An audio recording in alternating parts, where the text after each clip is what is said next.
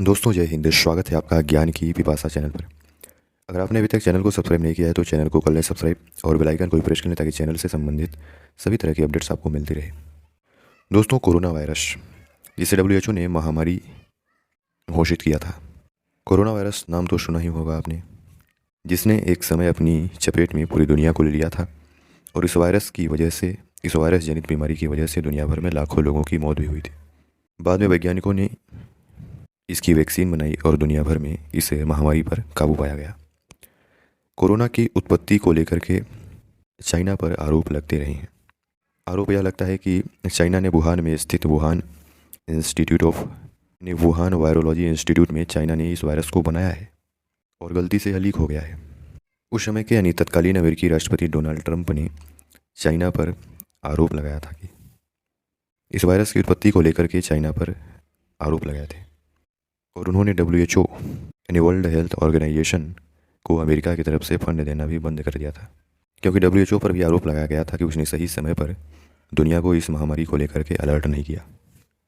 खैर, यह बात कोरोना की है, लेकिन दोस्तों इस समय चाइना में एक और वायरस के फैलने की खबरें अखबारों में सामने आई हैं, यानी अखबारों में खबर बनी है।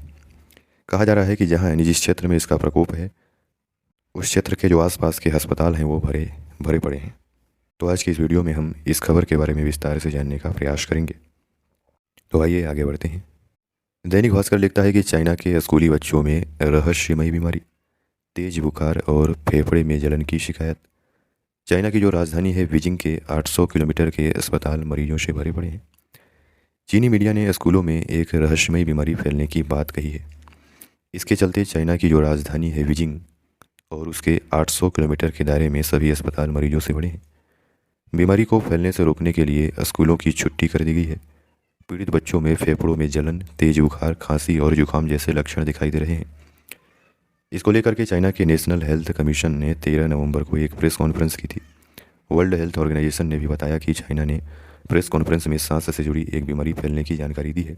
ये बीमारी बच्चों को अपने चपेट में ले रही है। प्रोमेड नाम के एक सर्विलांस प्लेटफॉर्म ने चाइना में निमोनिया को लेकर के दुनिया भर में अलर्ट जारी किया है। यह प्लेटफॉर्म इंसानों और जानवरों में फैलने वाली बीमारियों की जानकारी रखता है। प्रोमेड ने कोरोना को लेकर भी दिसंबर 2019 में एक अलर्ट जारी किया था, क्योंकि कोरोना का सबसे बड़ा केस चाइना में ही देखा गया था। प्रोमेड की रिपोर्ट के मुताबिक ये अभी तक पता नहीं चल पाया है कि इस बीमारी ने कब फैलना शुरू किया।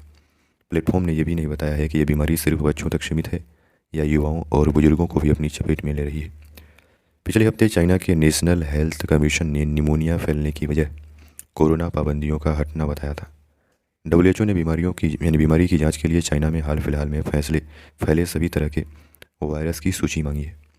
वहीं लोगों से कहा है कि वो मास्क पहन कर रखें और सोशल डिस्टेंसिंग का पालन करें। WHO ने अभी तक रहस्यमयी बीमारी के महामारी होने पर कोई जानकारी नहीं दी है। वहीं सर्विलांस प्लेटफॉर्म प्रोमेड ने भी कहा है कि इसे महामारी कहना गलत और जल्दबाजी होगा। यानी किसी भी बीमारी को महामारी कब कहा जाता है, इसके लिए कुछ क्राइटेरिया होगा। हाँ है ना, क्राइटेरिया ज़रूर है। कोरोना वायरस ने जब दुनिया भर में फैलना शुरू कर दिया था तो WHO ने इसे महामारी घोषित किया था। इस संदर्भ में दो शब्द हैं, एपिडेमिक और पेंडेमिक। WHO किस स्थिति में किसी बीमारी को महामारी घोषित करता है, इसके लिए पेंडेमिक और एपिडेमिक के बीच के फ़र्क को समझना जरूरी है।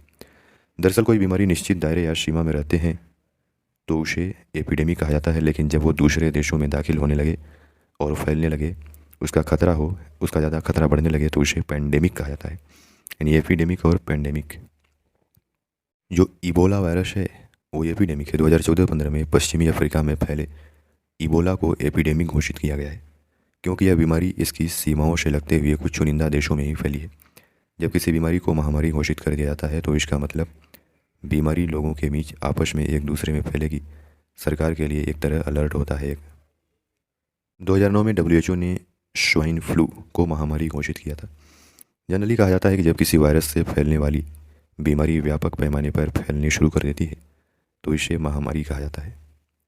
तो दोस्तों, चाइना में जिस वायरस के फैलने की खबरें आई हैं उसको लेकर के सर्विलांस प्लेटफॉर्म प्रोमेड ने कहा है कि इसे महामारी कहना गलत और जल्दबाजी होगा। इस वक्त चाइना में कड़ाके की ठंड पड़ रही है। तापमान 0 डिग्री के करीब पहुंचने की संभावना है।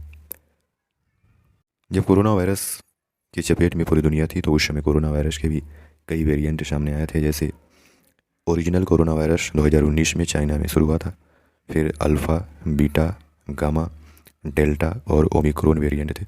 इसके अलावा ओमिक्रॉन BF7 वेरिएंट भी चाइना में देखा गया था। कोरोना महामारी को लेकर के WHO और चाइना में अभी भी मतभेद है। कोरोना महामारी पर अब तक चाइना और WHO में मतभेद चल रहा है। महामारी के दौरान WHO लगातार चाइना की आलोचना कर रहा था। WHO ने आरोप लगाया था कि चाइना ने समय रहते दुनिया को कोरोना महामारी की जानकारी नहीं दी थी और सहयोग भी नहीं किया। कोरोना महामारी को 3 साल से ज़्यादा समय बीत चुका है। अब तक इसके ओरिजिन यानी उत्पत्ति को लेकर के बहस जारी है। जो साइंटिस्ट हैं वो 2 थ्योरी पर बटे हुए हैं। पहली थ्योरी मानने वाले वैज्ञानिकों का यह कहना है कि कोरोना वायरस चाइना की वुहान लैब से लीक हुआ है, जहां वायरस की स्टडी की जा रही थी। वहीं दूसरी थ्योरी में यकीन करने वाले वैज्ञानिकों को लगता है कि कोविड किसी जानवर के जरिए लोकल मार्केट में फैला, यानी जो मांस का मार्केट चाइना में है वहाँ से फिर यह महामारी का रूप ले लिया।